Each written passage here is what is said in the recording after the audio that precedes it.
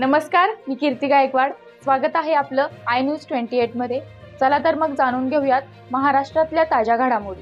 डहाणू तालुक्यातील सारणी येथे एक गाव एक गणपतीचे विसर्जन. पालघर जिल्ह्यातील गणपती बाप्पाचे सण जोरात सुरू असून अतिदुर्गम भागातील डहाणू तालुक्यात चारोटी जवळ सारणी येथे आदर्श युवा मंडळ सारणी पाटील पाडा यांचे 2.5 दिवसाचे गणपतीचे थाटामाटा विसर्जन झाले. यावेळी हा अतिदुर्गम गाव असून एक गाव एक गणपती केला असून महिला पुरुष मुलं मुली यांची गणपती बाप्पा मोरया पुढच्या वर्षी लवकर या व डीजेच्या तालावर नाचत गाजत 2.5 दिवसाचे गणपती बाप्पाचे विसर्जन केले. हा सारणी गाव अतिदुर्गम असून आदिवासी बांधवांनी 2.5 दिवसाचे गणपती बसवले होते व 2.5 दिवस सेवा पूजा पाठ करून गणपती बाप्पाच्या सारणी खिंडीत विसर्जन करण्यात आले.